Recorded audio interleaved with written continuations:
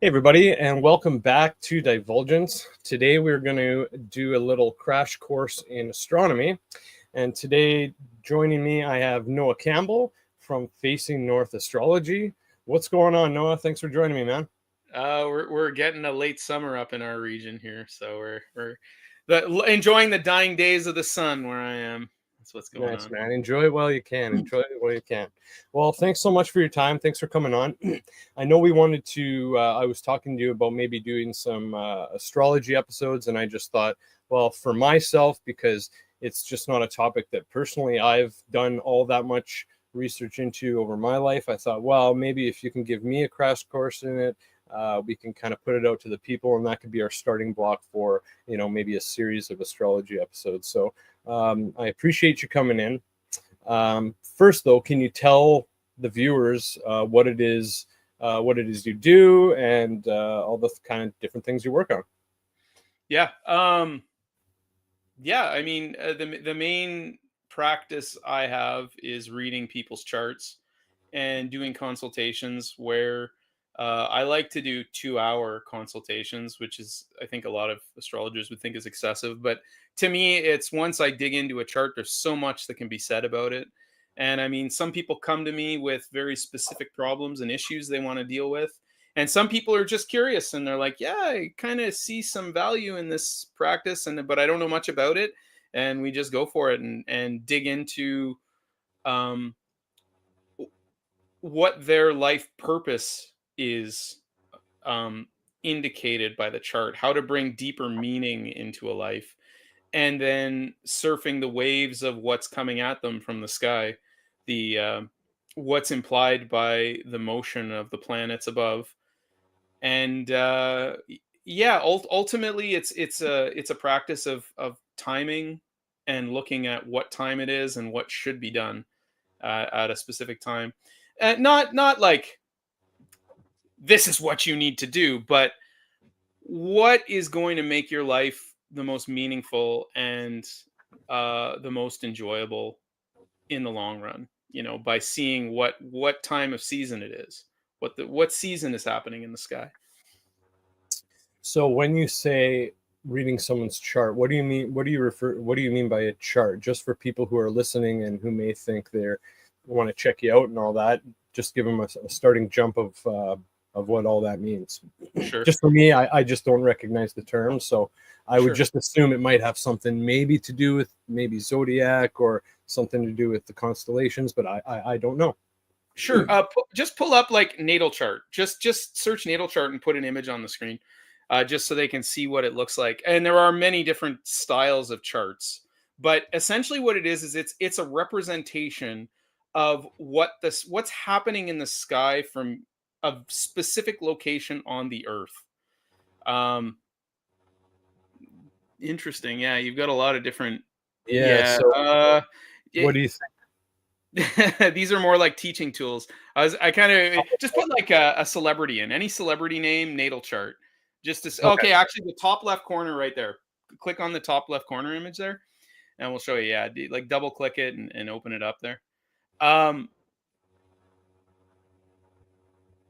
There we yeah, go. there you go. If you can zoom in that's a pretty standard style natal chart that we would look at, and it's a representation of what's going on, and it's very location specific because the zodiac is what's happening around the ecliptic, where the planets are within their own orbits as viewed from the Earth.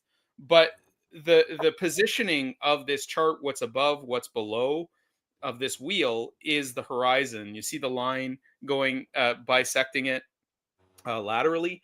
That is the horizon. And so in this chart, the glyphs of Jupiter and Saturn are below the horizon but are just about to rise, and everything else in the chart is above the horizon.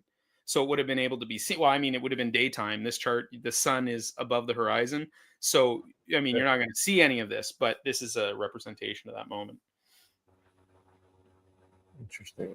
So basically, the zodiac sign is where each person kind of comes into these charts, and you start from there, Um, or not the necessarily. zodiac sign. Well, it's a representation of multiple things at once, but essentially you Sure. have to view it as how you're viewing the sky from the location where you were. And the zodiac sign is one element of that.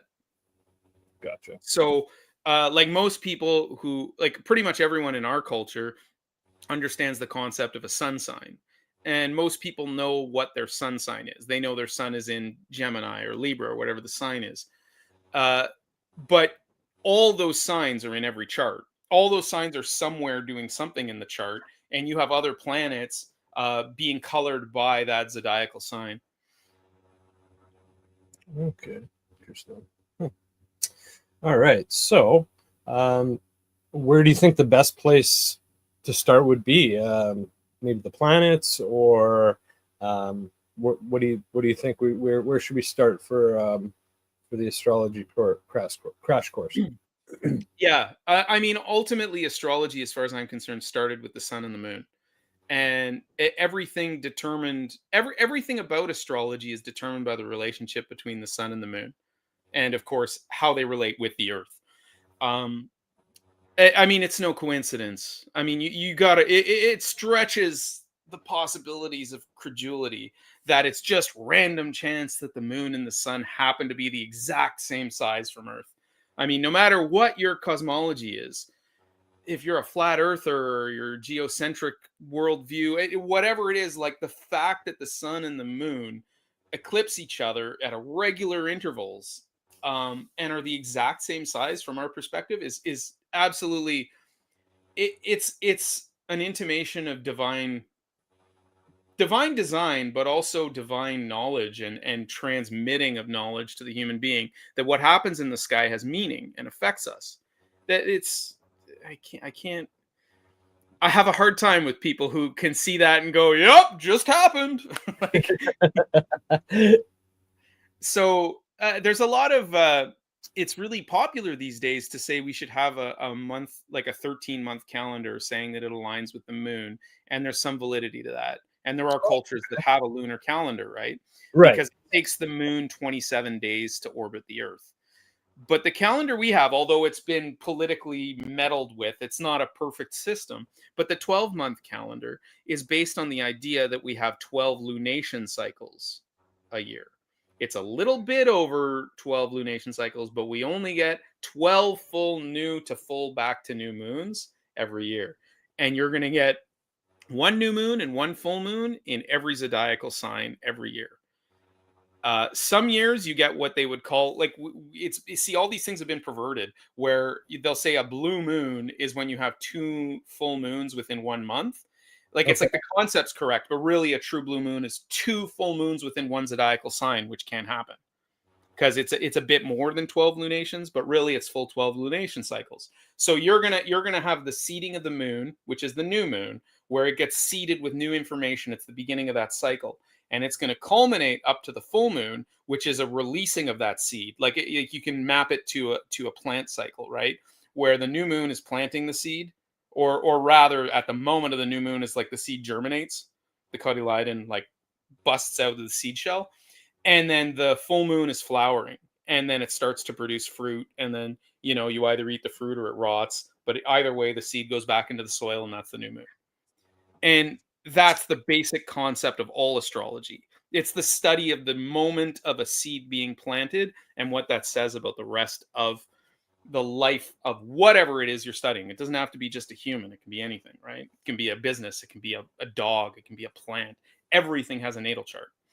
Wow. And but this is the concept, is it's the moment, the first moment takes in the energy of the universe at that point and fulfills the promise of that moment in whatever way. And it can be fulfilled poorly, it can be fulfilled well, right? Like, I'm not, one thing I want to state about my views with astrology is I do not believe in a predetermined universe. I don't believe in pure fatalism. I believe that there are certain things which want to be expressed through us and tend to be expressed through us, which you can see through the natal chart.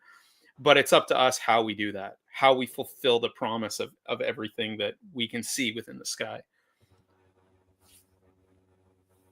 So, so that, yeah, that's the start. Is that everything in almost everything in an astrological chart, you can see that it relates to the sun moon cycle. But then you have to understand that what the 7 planets mean. And within different cultures around the world, the constellations have varying mythologies. Some of them are pretty standard. Like Ursa Major is a bear in almost every culture. And even if it's not a bear, it still means very similar things. So a lot of the constellations change for different cultures and have different messages for different cultures. But the planets seem to be pretty stable across time and across space. It seems like humanity has a very specific relationship with the 7 moving lights in the sky that we can see with the naked eye. Okay, so we'll just, because we're doing this very beginner thing, we're only going to talk about the ones we can see, the ones that were used in antiquity when these systems were being developed. I mean, to me, it's more like divine. These systems were divine from how reality actually works. So the fastest moving light in the sky is the moon, right? It cycles the whole zodiac in 27 days, and it's our light luminary. It's our nighttime luminary, right? Like it provides light at night. It waxes and wanes. The moon. I'm going to do this very quickly. Okay, so every single planet is a whole universe of meaning and deities and on and on and on. I'm going to give very basic delineations within the Western astrological tradition. The moon represents your mother. It represents the womb. It represents your internal consciousness. It's your subconscious. It's your dreams. It's like your internal emotional processing. It's your habits. And it's nurturing. It's at the very basis, it's nurturing. And if you go out in the woods on a cold, like cloudy night when there's a bright moon, but it's hidden by the clouds, go out alone in the woods. If you don't believe the moon is nurturing, when it breaks through the clouds and you get full moon light, when you're out alone, you feel it as mother. You feel it as, oh wow, I can see now. Like, the universe cares about me. Also in systems, the moon can represent your body, your actual physical health. Okay, so from there, the next fastest moving light in the sky is Mercury, and it's the hardest one to see. Like, you really have to know what you're looking for to catch Mercury. You're only going to see it right before dawn or right after sunset, and you got to have a clear view. It's always very close to the sun.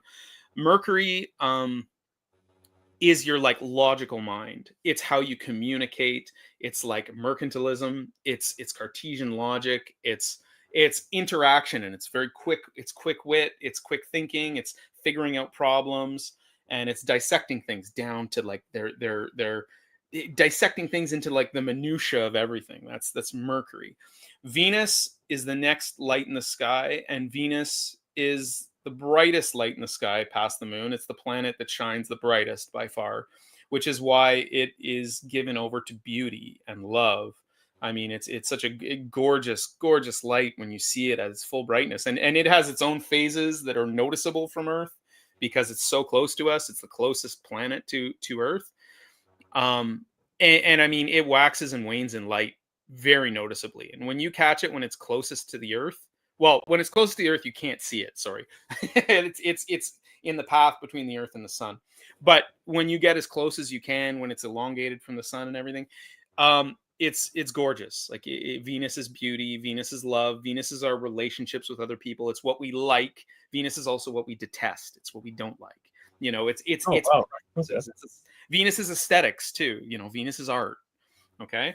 The next light out is the sun, and I mean, it's the sun is the king. It's the center of everything. And it's funny that within the schema, and you go back to the ancient schema, even, and a lot of ancient astrologers understood that it was a heliocentric universe. By the way, that it's like kind of a false narrative that everyone in the past viewed it as geocentric. But by the way, the meaning comes from it being a geocentric system. The meaning comes from it being, what is my perspective on Earth, which is why, I mean, it's an irrelevant argument for us on Earth. What difference does it make? But anyways, so the sun is within that schema. You have the moon, Mercury, and Venus. You have 3 moving lights in the sky. Then you have the sun, which is the center, and then you have 3 moving lights beyond the sun. So even within a geocentric scheme, and they used to be the spheres, right? The heavenly spheres. You move up to the moon, and then you move up to Mercury, and then you move up to Venus, on out to Saturn.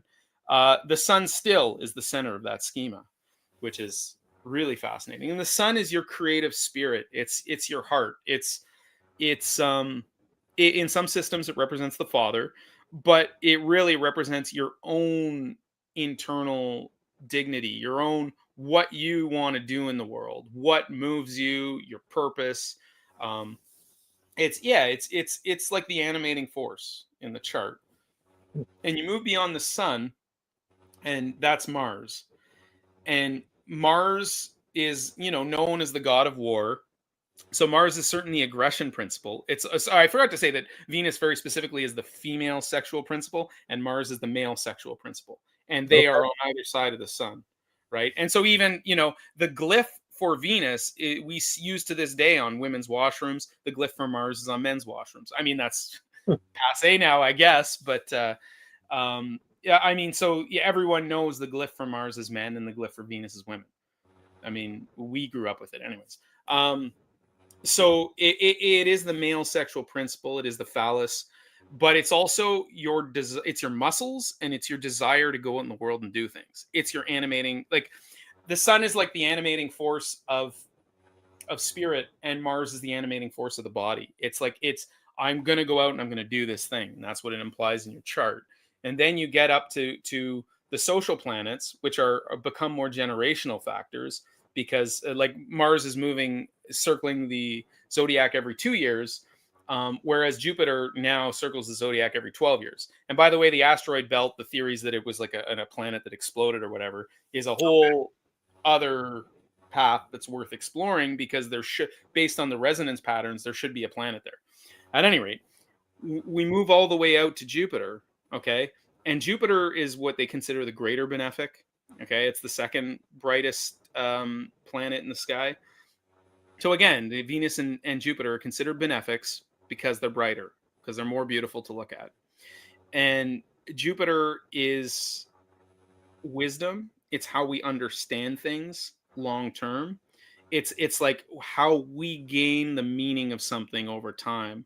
So it's considered the higher mind. It's considered philosophy. It's considered law. It's considered religion. It's this level of thinking, of human thinking.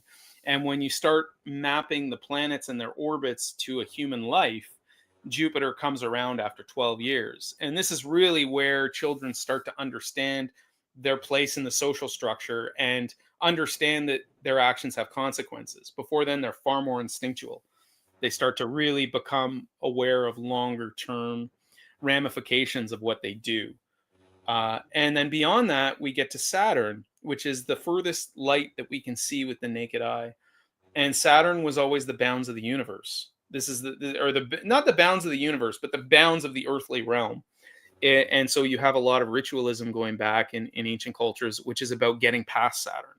Getting past Saturn is getting to the pleroma, getting to the divine. There are the sphere of the fixed stars and the sphere of the zodiac, but Saturn is the barrier to getting to those higher masters, higher powers.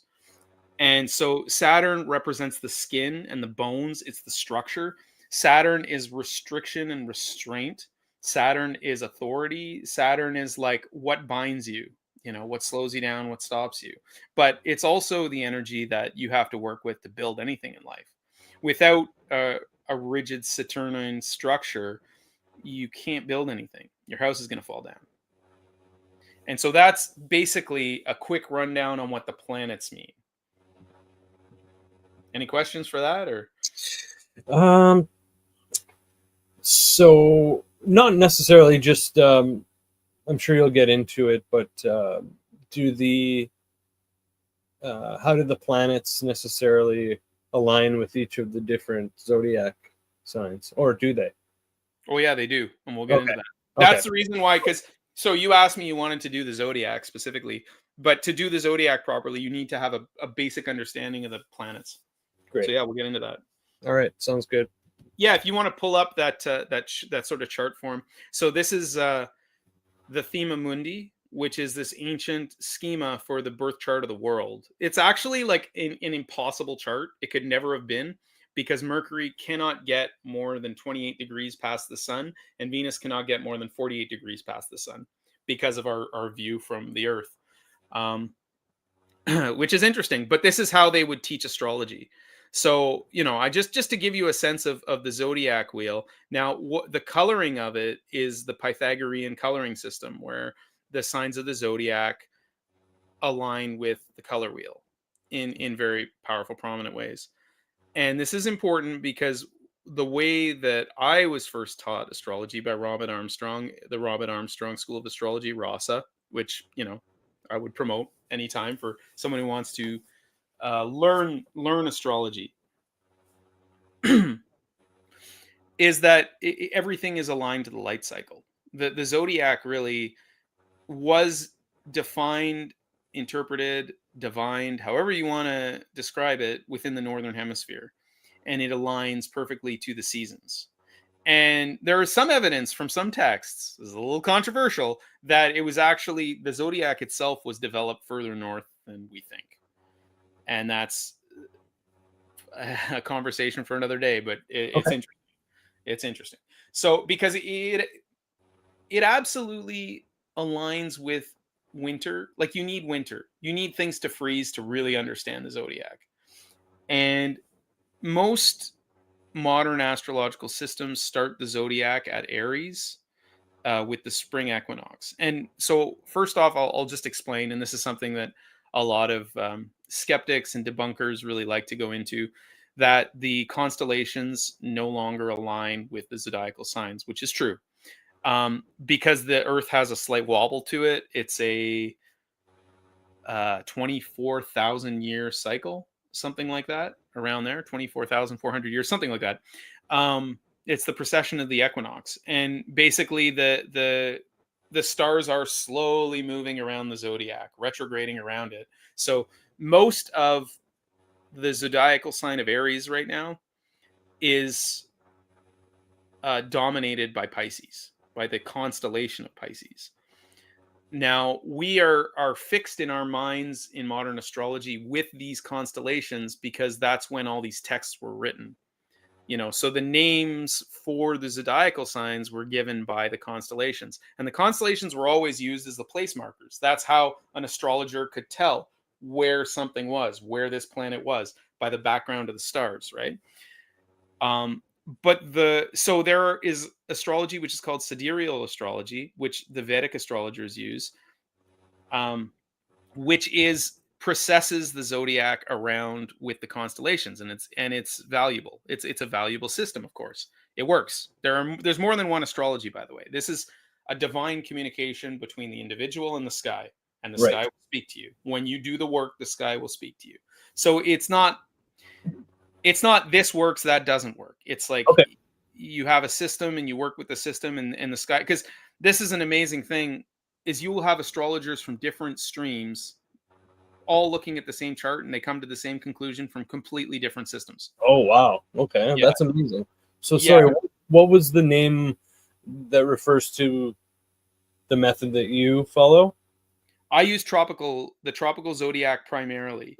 I don't use sidereal, which is like evenly processing the zodiac around with the constellations, but I do look at the actual stars, because the constellations themselves are not even distributions of 30 degrees.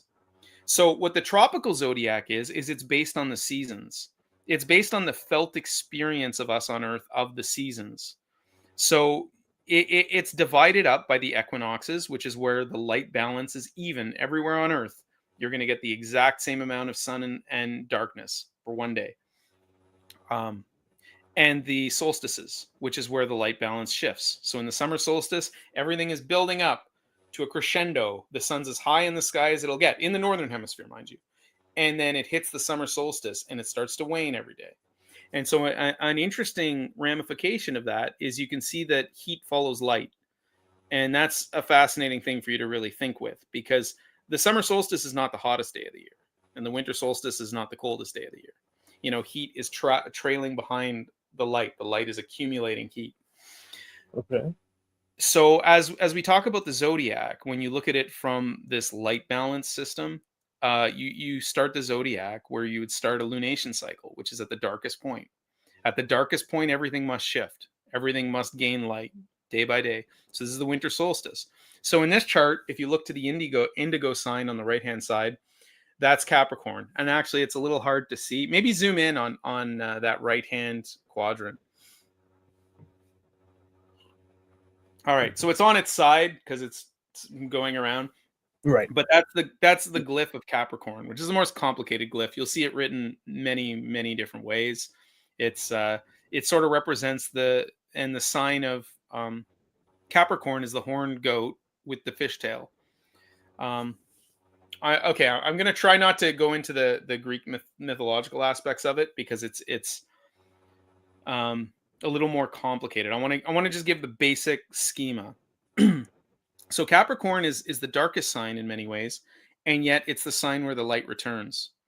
Okay. Now there are a few other schematic systems running on top of it. Now I'm gonna talk about the major ones that you need to know to understand the zodiac.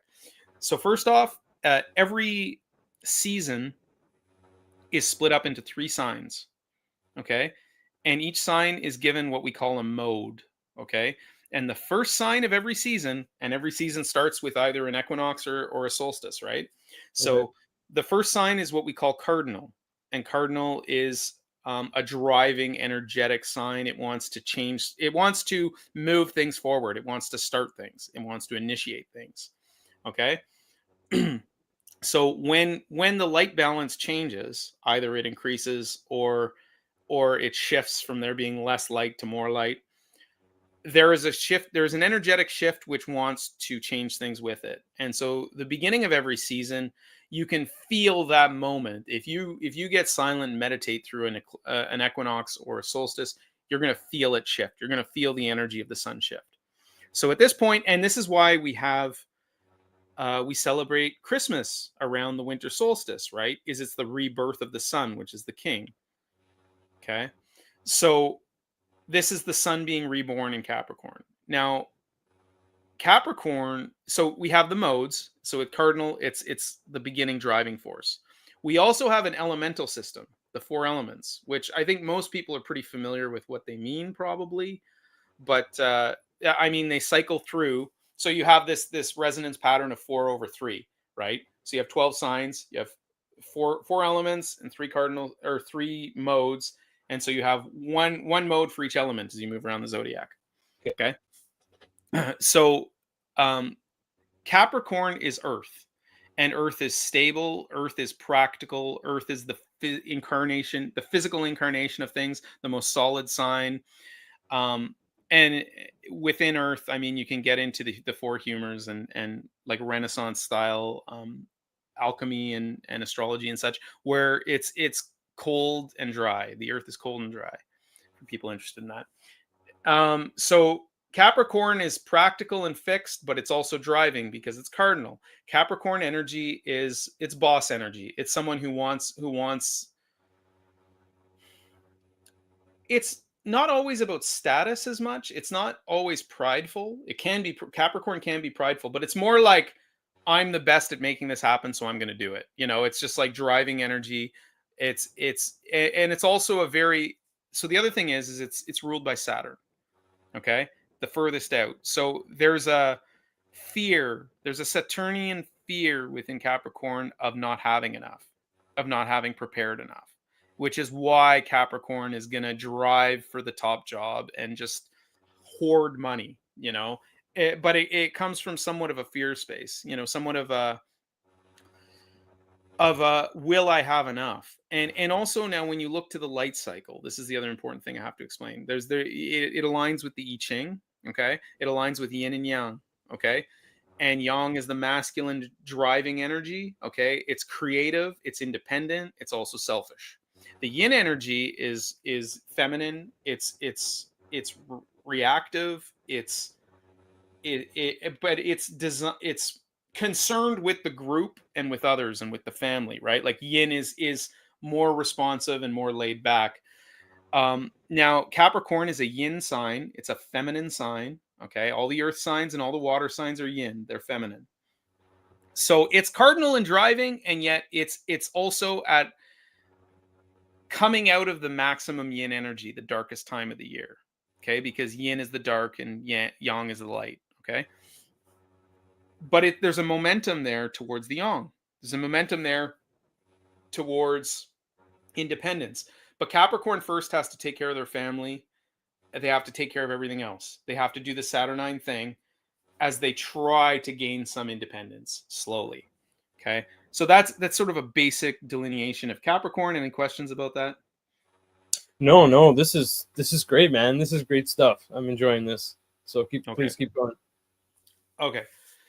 And we'll come back and I'll sort of explain why Saturn is there at the end. Okay. Okay. No, I'll do part of it now. So Saturn also rules the roots. Okay. So when you get through when you get through summer and fall, Saturn is the energy of having put all the energy in the plant back to the roots to survive the winter. And it's also Saturn rules bears, by the way. All black bears up here are born in Aquarius season. Aquarius is the other sign ruled by Saturn. Okay, and what do? They hibernate. They store up everything they can. They hoard all the food they can to just sit and wait, which is very Saturnine.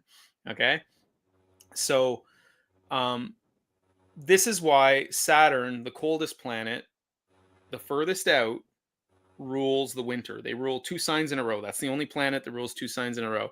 And which is why Saturn can also be very depressive. Okay. And so the sun is gone. Everyone, has some degree of seasonal affective disorder up here. You know, this is Saturn. This is why Saturn rules winter. I mean, if you're not living in a northern climate, it doesn't make as much sense. Winter is not going to be as depressing as it is for people up here. And I mean, you can still love winter. You can absolutely resonate with it, the beauty of pristine white winter. But there is a Saturnine element of restriction and restraint. And if you haven't chopped enough firewood, if you haven't paid your bills, whatever it is, you're going to die. And Saturn also is the Grim Reaper. So, Okay. yeah, Wow. well, okay, so this is Capricorn. Now we move into Aquarius, which is the mask. So every planet has a masculine and feminine ruler. Okay, all these is this perfectly balanced system. Okay, do you want to move up? Oh, I'm sorry, I'm going the wrong way. Yeah, you're going the wrong way. So My bad. Aquarius is purple. Okay, Aquarius is the fixed sign of the winter. Now the second sign in every season is fixed, which means when you get to the middle of a season, you really feel that season. You understand you're in the winter. And Aquarius is also the sign where the sun is in its detriment. So whatever sign a planet rules, the opposing sign is its detriment. Okay. So the sun has the least amount of power in Aquarius. And you go outside on a sunny day in Aquarius season, which is the end of January through to the end of February, you can't feel it. It's dead. It's almost like it's not there. Like you can barely feel it. So Aquarius is an air sign elementally. So it's fixed in what it wants to do, but the air element is interpersonal relationships and information, ideas. This is air, right? Now, it's ruled by Saturn. Modern astrology, there was at least a trend in the 20th century to give its rulership to Uranus when they discovered the outer planets. I don't use it as a ruler, and I think it's really falling out of fashion, actually, to use the outer planets as rulers. They have a place, which I won't really get into today, probably, but to give them rulership is problematic. It's denying the power and the symmetry of this system that I'm explaining. Okay, of the lights that we've always seen, humanity's always been aware of. So Aquarius, so in modern astrology, it became Aquarians are quirky because of Uranus is freedom and rebellion and all this. But really what it is Aquarius is the masculine home of Saturn. So Aquarius is able to cut out things that no longer belong. So Aquarius is forward thinking in a way, but forward thinking in the way where they're able to view things that no longer serve the greater society, because we're still in the light balance of more yin than yang.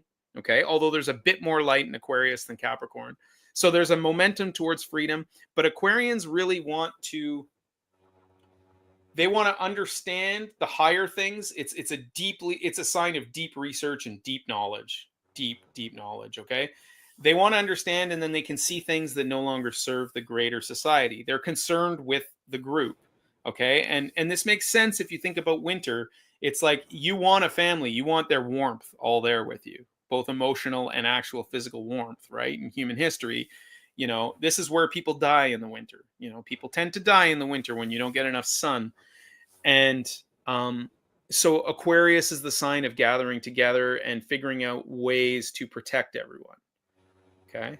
It's because Saturn is defensive. Saturn will take away things that no longer belong, but it's also a defensive energy. It restricts and restrains that which is dangerous, as well as that which is fun, because fun things tend to be dangerous. But at any rate, so that's kind of a basic. It's fixed. It's air. It's ruled by Saturn. Okay. And that's a basic concept of Aquarius. Any questions on Aquarius? No. Okay. So now when we get to the end of a season, the third sign in a season is called mutable, okay, which is changeable.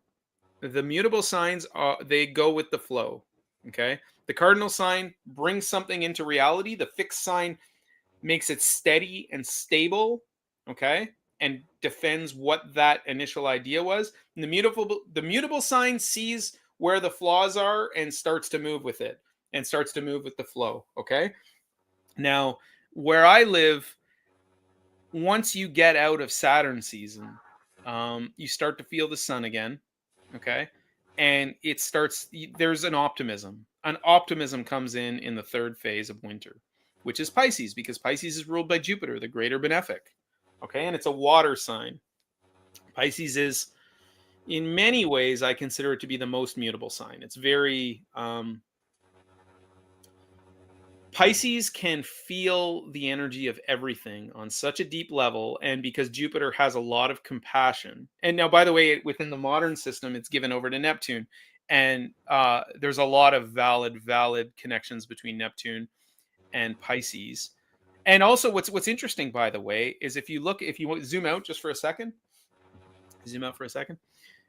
if you look at the whole color scheme of the Thema Mundi, so you start out in Cancer ruled by the moon. You can see how it goes, and then you have the next luminary, the sun, and then from there it goes outwards, right? So you have the two luminaries, and then you go for the planets, they move outwards within the rulership scheme. Mercury, then Venus, then Mars, then Jupiter, then Saturn. Then the next planet out is Uranus, which rules Aquarius, and then Neptune, which rules Pisces.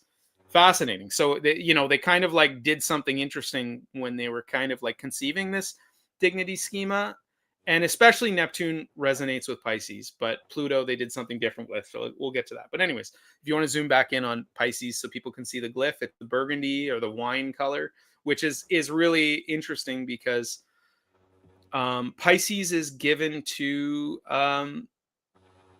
substance abuse of all kinds, partially because Pisces feels so much, they connect with people so much, it can become an escape. And Pisces, with the higher mind of Jupiter, resonates with large humanitarian issues, large feelings of the injustices of the world, and it can become so overwhelming that there's a self-medicating aspect of the wine-colored Pisces. But the other element of Pisces is the luck of Jupiter, the abilities of Jupiter to manifest good things for themselves and for other people. But it's interesting because Pisces, when they're talking to you, they're so totally engaged in what you're saying. They feel everything the other person is saying, to the point that they get very good at disconnecting, and a lot of Pisces people come off as being fake to others because it seems like they're so into what's going on in that moment, and then they can disconnect completely. I mean, that's a skill that I think they foster out of self-defense. It's like needed for Pisces people. But this is the end of winter, right? The optimism, the Jupiterian optimism of spring is leaking back in.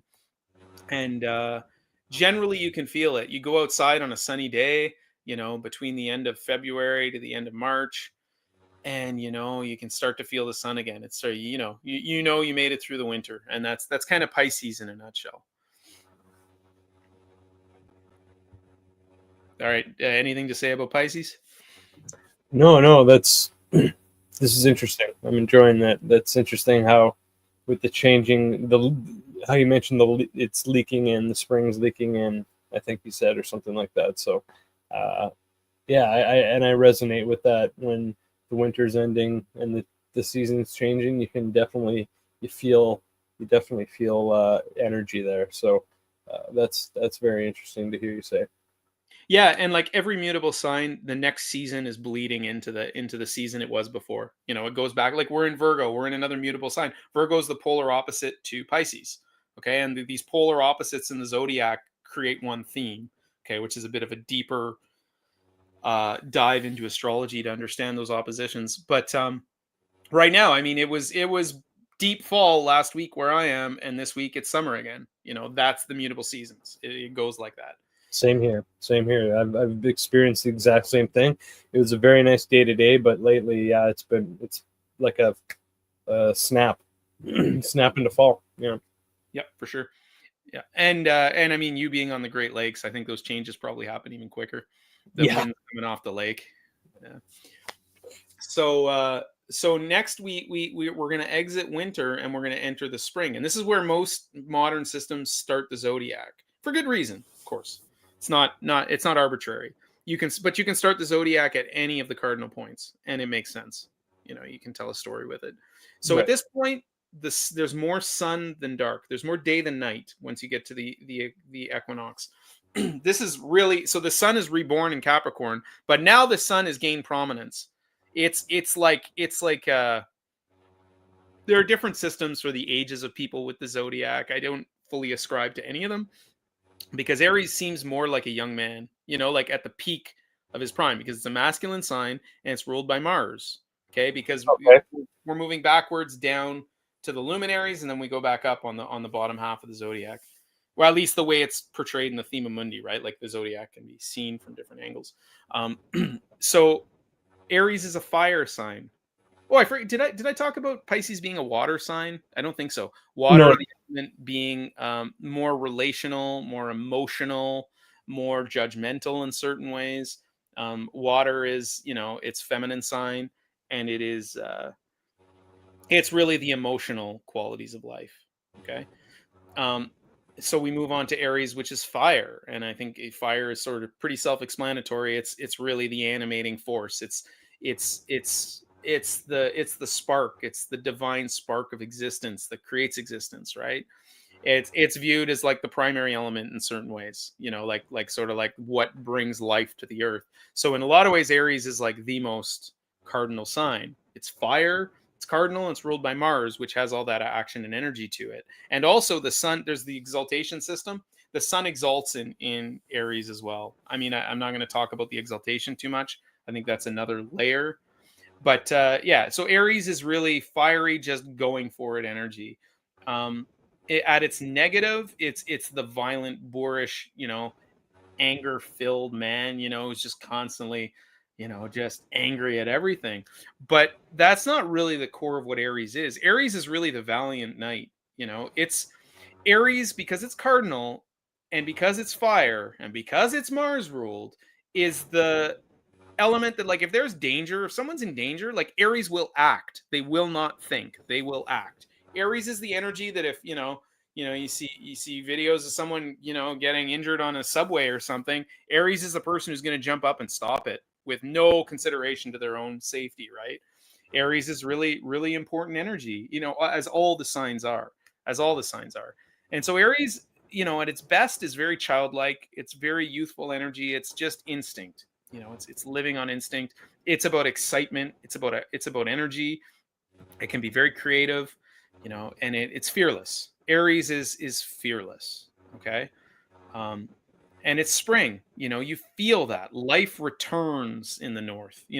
Life, the rivers, where I am, the geese are moving through. And by the way, this is another thing. I view the geese I view the constellation of Aries as geese, a flock of geese. It looks Okay. like a V, like it's an uneven V. And geese are very martial creatures. They're very, you know them. And so they, geese herald spring for me. So I have this connection between geese and Aries. And so once we've crossed that spring equinox, there's more light than darkness, and the light is increasing every day. This is the maximum yang quadrant of the zodiac, these three signs, the spring signs. Okay, so in many ways, it's the most selfish. It's the signs that are the most for themselves. But Aries is almost perfectly balanced, right? It's just moving past that balance, which is why you'll get Aries people who will put themselves in danger to protect others. Okay, it's still very group. It still has a lot of group energy. It's not dominating with the independent energy. When we move into Taurus, which is the next glyph, the red orange color, vermilion, and it's got just a circle with like the horns on it. It's the bull, right? The bull. Now this is spring energy. Okay, this is very it's Earth. Okay, so it's practical. So this is the first triplicity we're back to, in term or sorry, no, the first quadruplicity we're back to of the sign, the elements, right? We're back to an Earth sign. We've seen Earth, air, water, fire. So now we're back to a practical Earth sign, and it's fixed. So this spring starts to, where I am, you start to see flowers. The seeds are starting to do their thing. Life is back. The sun is back. You know it in Taurus season, and it's fixed. And so because it's fixed and Earth, it's really the most stubborn sign of the zodiac. Like Taurus people are going to do their thing.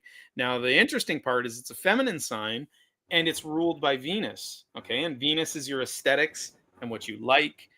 And really, because Earth is very sensual, Earth is very based in the physical senses, Taurus, Venus based, is all about comfort. It's about what is comfortable for me. So Taurus is like the slowest moving sign out there, but it's the sign that's impossible to get off its path. Once it's decided on something, it's gonna do it. It's a bull that's moving slowly and it's just tromping through whatever you put in its way. It's like a 5,000-pound bull. It's just like it's moving. Nothing's gonna stop it. And so Taurus is a sign of sensuality. Like physical touch is so important for Taurus people. Like they all love to get hugs. It's so important. And but it's really a sign that seeks out comfort and beauty. But I mean, what's beautiful to any individual is going to be different, right? So there's not like one Korean aesthetic, but it's like Taurus knows what they like. Their home is going to be kept exactly as they like it, and their life is going to be exactly what they want. And because it's on the independent side of the zodiac, they're just going to be doing their thing, and you can't change them. Like that's it. So I think that's good for Taurus for now, maybe. And then the next sign is Gemini, which is the maximum yang sign in the zodiac. Okay, we're building up to the summer solstice here. So Gemini, in many ways, are the most independent sign. It's interesting because it's an air sign that's mutable, so they're extremely sociable, right? Like you wouldn't know it, and this is where a lot of people have a hard time with Gemini, thinking they're double-faced or they don't understand them, and there's this big mystery about Gemini people when you get close to them. It's because really they just want to do their own thing, but they also really love the social aspect. They're social butterflies, but they're the kind of person that they're at the party, and the second they don't feel it, they're gone. And they're also people who probably won't even say bye. They're just vanish, because they're really it's Mercury ruled as well, and Mercury moves quickly, right? And so Gemini is a very independent energy. It's funny because they're so good, they're so good at like chatty, witty banter. Like when they're feeling it, they can make anyone laugh, make anyone in the room feel comfortable. They have that power, and yet they need other people the least. So the signs that really need other people more have a harder time dealing with other people. But that's part of the magic of Gemini is you're able to use that mercurial wit because you don't care as much. So Gemini will offend people really easily, and then in the next breath, if it becomes a problem, take the other side because they can see both sides of everything. Again, it's a mutable sign, right? It's a double sign. And so Gemini gets this gets this stigma of being two-faced, when really it's more the fact that they see value in the whole spectrum of ideas, and they very easily can take the last idea they were given and run with it, and really make powerful arguments for it, and then someone else will be like, yeah, but there's also this, and then they'll make a powerful argument for the other way, right? But Okay. but they're mutable. Again, mutable ideas. The idea is changing, and so Gemini thrives on new ideas. And by the way, Uranus has just moved into Gemini. It's going to move back into Taurus and back in again. We're in an age where new ideas are going to be coming at us like fast. Uranus is powerful in Gemini, and yeah, just a little tip. So once we move past Gemini, we get to the summer solstice, which is where the sun's at the highest it'll get in the sky. We have the longest day of the year. This is maximum yang energy, and in the I Ching, when you get to a maximum of yang or yin, it has to break. It has to change, because the universe cannot work on either principle. It needs both, right? It needs the exact balance of both. And so at this point, we break into Cancer, and Cancer is an interesting dichotomous sign, just like Capricorn is, because you have within the zodiac, you never have a full balance of anything, right? Like there's always mitigating factors for the yin and yang in the various forms. So when we get to the luminaries, they only rule one sign each, because in a way they are the feminine and masculine partners for each other, right? And so the moon rules Cancer, and Cancer is a water sign. And so obviously water and moon, these are very nurturing people. These are people who are all about the family. And for Cancer, the family isn't just blood, right? Like Cancer are the people that when they vibe with someone, you're in there, and they're like, I own you now, because the interesting thing about Cancer is it's coming off the most yang part of the year. So the light is waning, right? There's a momentum back to the group. But for Cancer, it's their group. You understand? They are you're there for them. Okay. And Cancer will take care of people. They love cooking. They love keeping a home. They love being comfortable. They want you in their home. They want to cook for you. They're going to do anything for you, but it's really for their own emotions. It's for their own sensitivity. Now this is the moment, and Cancer is water ruled, right? So this is the moment that within the season in the north, that you've planted your seeds have sprouted, you're on your way, if you're growing a plant. Now it needs water, it needs sun, and it needs water. And that's why the moon, which is water, right? The moon is rules water, literally in a scientific way, rules the water on Earth, and in a metaphysical way always did, right? Before, going back thousands of years, the moon rules water. You need sun and you need water, and that's what we need to survive the winter. And the moon and the sun are opposed Saturn's rulership in the winter, the first two signs of summer. So Cancer is cardinal, and it's very sensitive. The moon is sensitive, and water is sensitive, right? But it's cardinal, and so it's a sign that wants to drive and wants to start things and wants to take care of the group and be. It's not ego based, right? It's security based. It's emotional security based. That's why they want to be the leaders, and they can be great bosses as well and take care of the people beneath them. They have that energy as well. Especially Cancer is a hard sign for men to be, because so the sign of Cancer is a crab, right? And it's got soft insides and a hard shell. And so men in our society, if you're a Cancer man, you had a very serious issue when you were a child, crying in front of people and being made fun of. And then the rest of your life is trying to hide how sensitive you are. And so that's why you get the crabby Cancer, right? They're, because they're desperately trying to protect their insides, because it's too raw. It's way too raw. But they're cardinal, so they can be very powerful as well. It's a very interesting dichotomy, the sign of Cancer. And sorry, what does the ASC refer to, and the degrees on the few of them there? Right. So this is, like I said, this is the Thema Mundi. This is an ancient chart portraying the birth chart of the world, right? And it was a teaching tool. ASC is the ascendant, and what the ascendant is the eastern point of the moment you were born. and they call it the rising sign. So when you hear someone say the rising sign, it's what was rising on the horizon when you were born. It's a very important part of a natal chart, as is the culminating, as is the descending, as is the. But that's maybe a bit too much for today to get into what that means and how that works. But basically, in the natal chart of the world, the Thema Mundi, the moon was rising in its rulership in Cancer, which implies that our reality and our earth within this schema is really about other people, taking care of other people, taking care of each other, family. It really has a powerful theme of that, which I have an article on my blog spot about the Thema Mundi. Like, I went into a deep meditation about it and what it implies. And that might be an interesting one for people to search out if you want deeper information on that. And the degree is just because within the Thema Mundi, all the planets are in the middle degree, which is actually 14. Okay, because it's the 15th degree, but it's actually in a chart you would read it 14 degrees. But Okay. That's just what it's portraying. Okay, great. Thank you. Yeah. So next we move into the fixed sign of summer, which is Leo. And Leo is ruled by the sun. It's the only sign ruled by the sun. It's bright yellow, it's gold, it's the king, right? Now, Leo is interesting because it's fire. So we're in a fixed fire sign. And the sun is really your creative heart. So Leo people, obviously everyone knows they're prideful. They're full of their pride. But there's a momentum towards the group.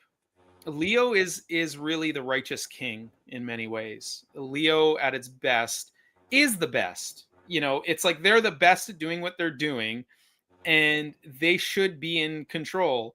But what's interesting about Leo is that it's also this fire sign ruled by the sun, which loves play. It loves fun. Leo loves fun. So it's like they have a hard time being the leader because they just want to play. They want to be one of the boys. But Leo is the fixed fire sign in the middle of summer. And so Leo is really the time of year where you need water. If your plants don't get water, they're going to die. Like, this is where the earth starts getting baked. It's the hottest time of year. And so these are people that need response from other people. They need that input they need to be seen, and they need the input, which is like the watery love. It's like the moon, right? The relationship between the moon and the sun. The sun needs the moon to notice it. And so Leo people need that recognition. And if they get that recognition from someone, they're some of the most magnanimous people in the zodiac. They really can be the benevolent king. And it's the easiest time of summer, right? Like, it's so warm. It's so nice. Like up here, the bugs start to wane. You're getting a bit less bugs, but the sun's still nice and warm. It's wonderful time of year. And from there, we move into the mutable time of summer, which we're in right now, which is the Virgo season. And it's Mercury ruled again. So you can see the schema goes outer to inner, and now we're going to move back outer towards Saturn again. So Virgo is the earth sign of Mercury. It is mutable, okay? And so Mercury in an earth practical, earth based in reality sign, whereas Gemini, so now we can start talking about the contrast between rulerships. Gemini, Mercury ruled, is all about ideas. Gemini comes up with a million ideas a day, but because it's mutable and air, never finishes anything. They tend to be like ideas, or improving other people's things, but kind of like, they're on to the next idea before they can finish anything. Virgo, because it's earth-based in Mercury, is about perfecting ideas. It's about like, how is this done? How can I do it the best? Okay. And it's mutable. So like, it's funny because Virgo people come off as very finicky, they're very obsessed with like cleanliness. Sometimes they're very obsessed with nitpicking details and telling other people how something should be done the best, which makes them seem not mutable. So from the outside, they seem the least mutable because they seem like they know what they want to do and they're going to do it that way. The only reason that is because they're so smart. I mean, at the high end of what Virgo is, right? That they've figured out the best way. They've tried every single way and figured it out. And Virgo will change how they do things if you can prove to them there's a better way. They are mutable, which is fascinating, right? And Virgo gets a lot of shade because they can be nitpicky about how things are done. But the thing about Virgo being critical is that they're more critical internally towards themselves and what they do than they are to other people. And the only reason they're sharing ideas is to make it better, make the world better, because this is the end of summer. We're building up to where yin is going to dominate the zodiac again, right? They want the group to work. And the Virgo season is harvest season. This is where, listen, if you did all the work needed over the summer, you're starting to pull in your harvest, and you have to start really thinking about what you do with it, how you preserve it for winter, because you're not going to have any of this in the winter, right? So Mercury is again the ideas, and it also relates to mercantilism. So it's like, am I going to sell my product? Am I going to preserve my product? What am I going canning? You're doing all these things, and you're thinking about how to work the land, and it's earth-based too, right? So, I mean, for the most part, you're probably not going to till your land yet. You're probably going to have stuff going on into the early fall. But again, this is based on region and latitude, really. So yeah, that's the basics of Virgo.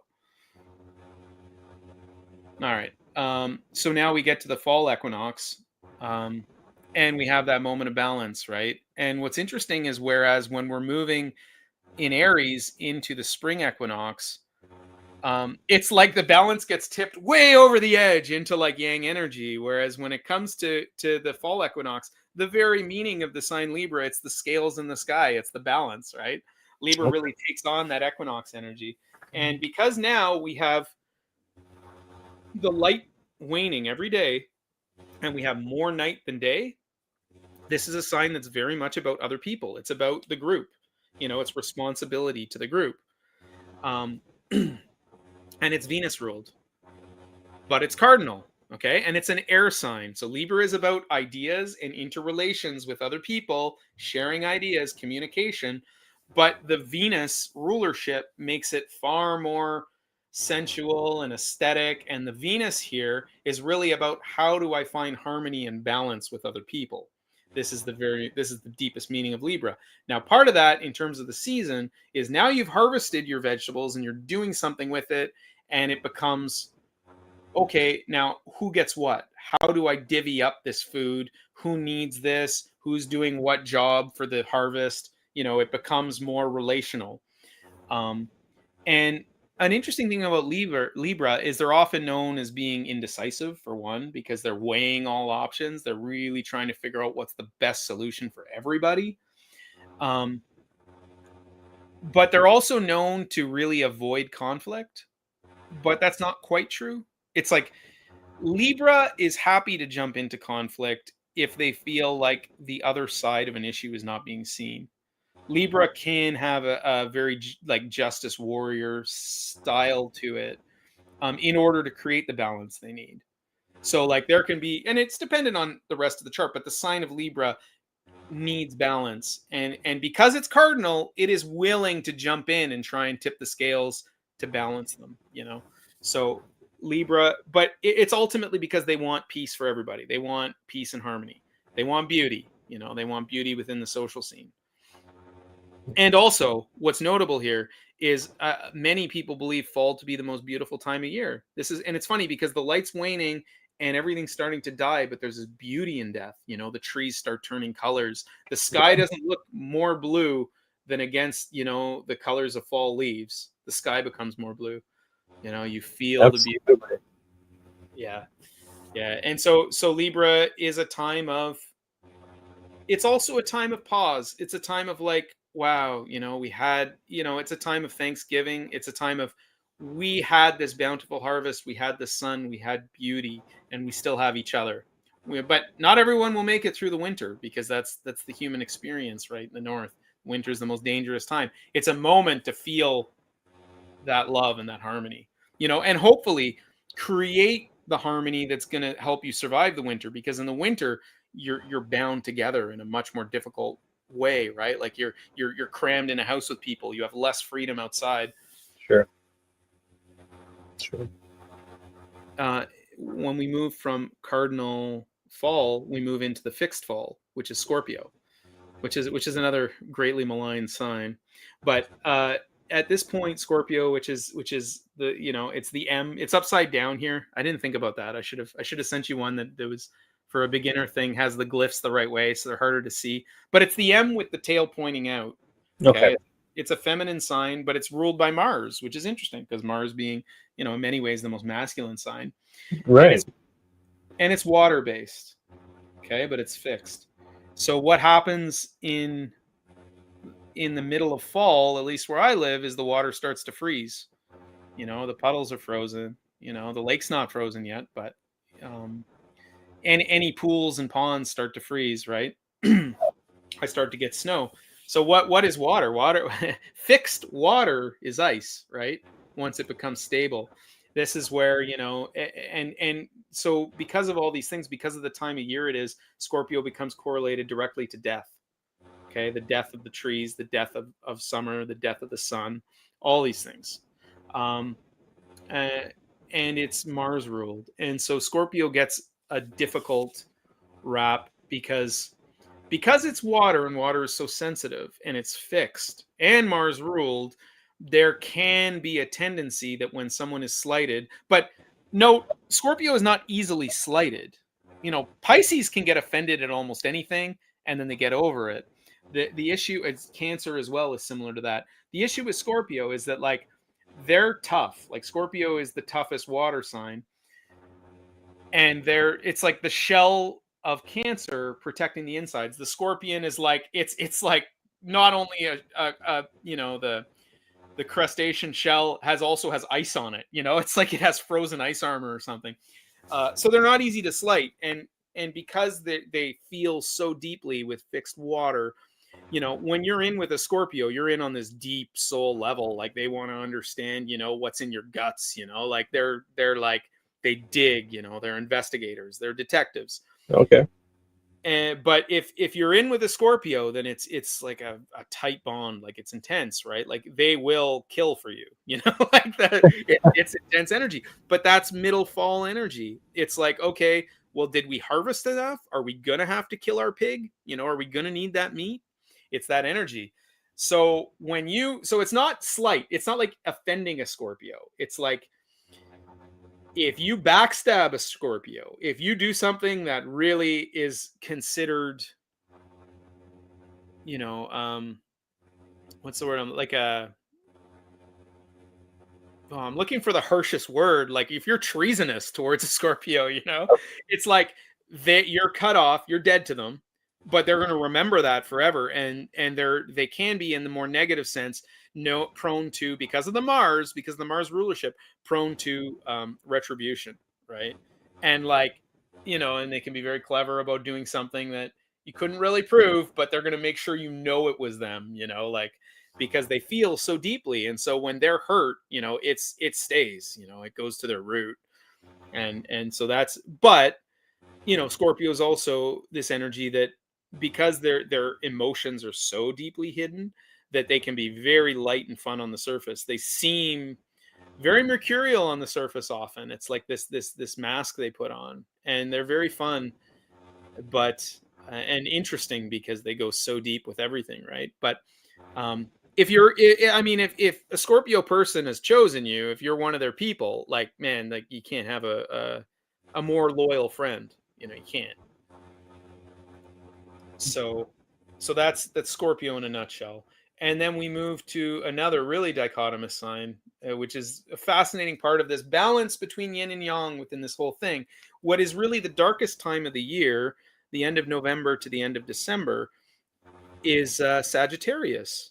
Okay, so really, this is the most yin sign in the zodiac via the light cycle. This is really motivated by the group and by the social cohesion. Okay, and it's Jupiter ruled. So Sag is known as the philosopher. Sag is known as the preacher. It's a preacher archetype as well, especially the, like, fire and brimstone preacher, the really animated style. Sagittarius is concerned with the higher mind, the higher philosophy, the higher ideals, and what's best for everybody. They really are. But it's a fire sign, okay? So it's very independent as well, within the motivation towards yin energy. It's got fiery action and it's mutable, so it's all over the place. So Sag is often viewed as a very selfish, and people can perceive it as a selfish sign, or as a very flaky sign that isn't reliable. But the truth from the Sagittarian perspective is that they are just motivated and committed to everything. So like they'll be in a group and they'll be doing a thing, and then they'll be over here and then they'll be over there, and it's like, like if there's 5 parties going on, Sag has to go to every party. They're not going to be Scorpio going, these are my people, and staying at the party. They're going everywhere. So Sag seems flighty, but it's because they're thinking on a higher level. And an interesting thing is that the center of the galaxy right now is within Sagittarius, towards the end of Sagittarius, towards the darkest point of the zodiac. So it really is this, and it's the Archer aiming at the center of the galaxy, which is really just bizarre. But and there is some evidence that some cultures did understand way back where the center of the galaxy was. For however they did that, if you want to go ancient aliens, fine. I'd go psi personally. I'd go just divine inspiration from the stars. But yeah, Sagittarius is aiming at the heart of everything. They're aiming at what's the highest information possible, and it's Jupiter. So it's really about bounty for everybody. It has a social consciousness that's what's the best for the entire world. But also within the lived feeling of the season, it's Jupiter ruled, and so you feel the death of fall in Mars ruled Scorpio, but when Jupiter ruled Sagittarius hits, you feel the optimism. It's the dying days of the sun, and this is where we place Christmas. And really, in our society, we celebrate Christmas mostly through Sagittarius season, and then it hits in Capricorn. But it feels better when it's Sagittarius. Once it crosses over those few days before Christmas, often it's as an adult, it's just stressful. There's just, I have to see this person, I have to do this, I have to buy this, I have to do all this stuff. Whereas the build up to Christmas feels better, and you can feel the optimism of Jupiter. And it's like, it's this knowledge of, listen, we're going into Saturn season. And we all feel this, whether you logically know it or not. We're going into the darkest time of year, and maybe some people aren't going to make it out the other side. But I know that on the other side of that Saturn, we get Jupiter again. You feel Jupiter in Pisces. And so Sagittarius is the boundless optimism of knowing it's a cycle, of knowing things go down and come back up again. And Sag is the fire. It's the bright fire at the darkest moment of the year. And, so like rituals where you're lighting the hearth, in the darkest night of the year on the solstice, gathering your family with you, because Sagittarius is a very social sign. This is the end of the zodiac, as far as I'm concerned, ends on this supremely optimistic, positive note. Wow, that's so interesting. Just you going through the different signs and just the different traits and ways of thinking. It's like I'm just thinking of all these different people, and like it just feels like a different gangs of like different ideologies almost. So that's really cool. That's really cool. I appreciate that. That was a great explanation of that. What do you think would be the next best thing to grasp for astrology? I know you did mention about, we look up to the sky and it speaks to us, and it's transmitting knowledge to humans. I think you said. So what is the next thing someone needs to understand or learn so that they can understand these transmissions, or understand someone like yourself telling them what these transmissions mean? So first off, you need to understand that, like, what I discussed there was the sun going through the signs, right? And how the seasons really determine the meaning of the signs is determined by the seasons in the northern hemisphere. So when you understand that the signs are really a function of the sun, okay? Next, you need to understand that each of the planets represents something specific, and each of the planets is going to be in a different sign. Some of them will be in their own sign where they have a lot of power and are able to express themselves purely on that level, and some of them will be in other signs. And so you have this mixture of meanings and how these things come together. So you have to start looking at planets in signs. And then the next phase is looking at the houses. And the houses are it's a light cycle just like the zodiac. There's rise, and it's determined by the sun, but it's determined, whereas the zodiac is determined by the Earth's orbit around the sun, the houses are determined by the Earth's rotation every day. And it's what's rising, what's setting, what's culminating at the midheaven, and what's behind you at the deepest, darkest point where the sun is at true midnight. And the houses are your worldly concerns, and the houses are really specific minutia about your life. You can look at your parents through your own chart. You can learn about your parents, you can learn about your partner, you can learn about your friends, and you can learn about your job. And it's all these, like, the zodiac is more your consciousness and how you, it's more internal, it's more of a felt experience on the level we're talking about it here, mind you. I mean, this is infinite. This is, every chart is infinite. You can go as deep as you want. You can never end all the things you can learn about one single chart. But the next thing to learn, like I said, is the houses, which is exactly where you are on the earth and the rotation of the earth. What's above the horizon, what's below the horizon, what's setting, and what's rising. So just something that kind of came to mind. Can you comment on something like when you're reading the paper, or like I remember in like corner stores, you could buy the little astrology roll-up things. So what value do you put into that, if any? Depends on how good the astrologer is. So like, this is what most people know of astrology. And so it's really general, right? Because all you're looking at there is sun sign, and you're not looking at at the specific degree of the sun. You're looking at what's happening to that entire sign, and only where someone's sun is. I mean, where your moon is can be even more important than where your sun is. Okay. And then what was rising, what was, like, you have all these other points to the chart that you can't write a weekly column about, right? But for, like, say someone whose sun is really prominent in some way, it's angular, or rules a lot of things in their chart, those horoscopes are going to be a lot better for them than other people. They're going to be a lot more accurate. But I mean, if you're looking at, because it's measuring what's transiting, which is a whole other layer of astrology, but what's transiting that sign. Okay, well, Saturn is going to take 2.5 years to transit through one sign.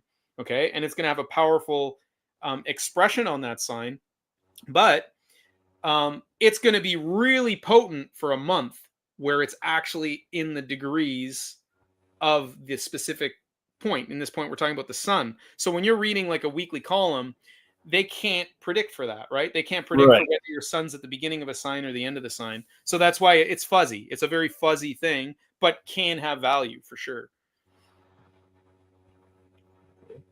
So what, before we start wrapping up, what are a couple other, or maybe one other important thing, or maybe even better yet, what are some values maybe that people can get out of learning about astrology and learning about their own astrology, and kind of stuff that maybe they would come to you to learn about, and then we can segue into all your stuff. Yeah. Anything. Astrology describes everything always. So there's no limit to what you can learn with it.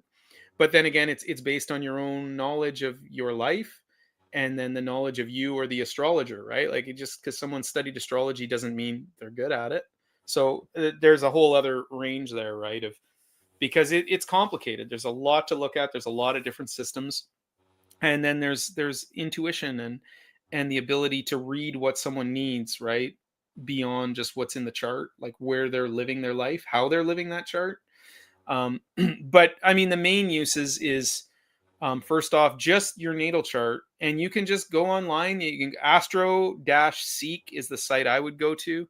The fantastic site, and just the sole operator of that site who built it from the ground up is just a great guy. So I always promote Astro-Seek.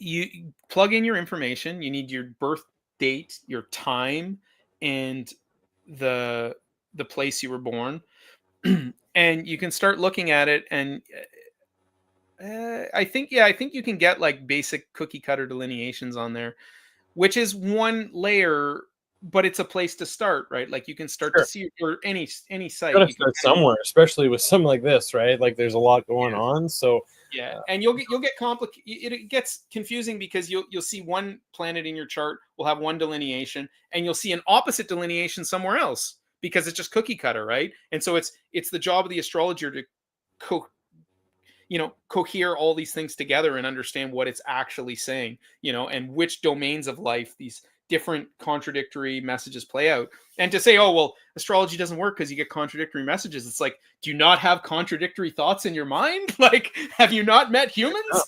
fair enough. Man. Yeah. I mean, Yeah, so basically getting a natal chart reading is, first off, understanding how you think and how you work is profound. It can be profound because you can be like, "Oh, I'm supposed to be like that." I felt like I was different than other people, and it was malfunctioning in some way, but actually it's more like you not accepting that part of yourself and then leaning into it. So that's powerful. And then looking for, people who feel lost and not knowing what to do, there's answers in your chart. There's answers about what you're supposed to be doing, what's going to make you feel valuable in life. And then from there, it's surfing the waves going forward, seeing what's happening to your chart, and what to lean into, and what's going to be difficult if you choose to do it, and what those difficulties are. And then another really powerful use of astrology is going back over really, really difficult times in your life, or great times in your life, profound moments in your life that changed you, that you have questions about. If you go back and look at what was happening to your chart in those moments, the meaning of it is incredible. Like when you map your life out, if you draw a timeline of your life, and anyone interested in astrology, you need to do this. No joke. Stop now. Dig up all your emails, dig up journals, dig up everything dated you have in your life. Draw a timeline as accurate as you can. If it's only to the month, good enough. But if you do that and then start tracking transits, the mythological story, your life, that that is being told in the sky about your life, is so profound. And especially for really traumatic experiences, you start looking at it like, oh God, if that hadn't happened, I wouldn't have done this, this, and this, and become this person. Like the meaning you can get out of it is just, yeah, it's beyond anything. oh man, that's wild. Well, I think that's a great place to stop for today. First of all, before we shut her down, where can people find you? Let all the listeners know where they can find you, my friend. Yeah, number one is I have a Patreon, Facing North Astrology, at patreon.com. My purpose with that, I want to give courses there. I want to do like live streams. There's a lot of fun stuff I can do, but the main purpose of it is a way to give a monthly fee and for me to do astrology for you. Now I do like readings, like a full natal chart reading. You can email me at facingnorthastrology@gmail.com if you want to just book a reading. But this is a way for someone who's less certain. I mean, pay for a month. The lowest tier, I'll do a horary question. I won't do a full natal chart. But at the higher tiers, not a Zoom. You got to book a reading for me to book 2 hours out of my day to do it. But you know, at the higher levels, which isn't that expensive considering what you get, I'll look at your chart, and via private messages, I'll do astrology for you. If you got a problem that day, message me. I'll help you out. So that's kind of the main purpose here. But for all the paid subscribers, I mean, I did deep research into every degree of the zodiac last year. And so every day now, when the sun is on that degree, I'll share what I wrote about it and all the dignity schema, the stars that are in that degree as of last year. It's a deep dive into every degree every day. Awesome. And then you also have a blog spot, correct? Is Right. that what this is? So yeah, on the Patreon, I share some more personal, more in the moment stuff. Like I write, and it's free. A lot of some of the posts on my Patreon are free. Like I'll write about every lunation, the new moon and the full moon every month. Do kind of a meditation on it. The blog spot, Facing North blog spot, is more deeper articles. Some of it about like that one, Brian Wilson and Sly Stone dying 2 days from each other, and digging into the astrology of that. Oh Uh, wow. There's so these are more. Some of them are more astrology, different methods and techniques. Some of them are stories, but they're more like they're posts that I think have a longer shelf life. They're more like things that I think you can always go back to and dig in. There's dozens of articles there. Some of them are big articles. So that one's more for if you really want to dig in, and it's fun. Like I don't know. I like to have fun. I like to make it entertaining as well. Yeah, and for entertaining, I have a YouTube channel, which I haven't made a video for in over a year because it wasn't really growing that much.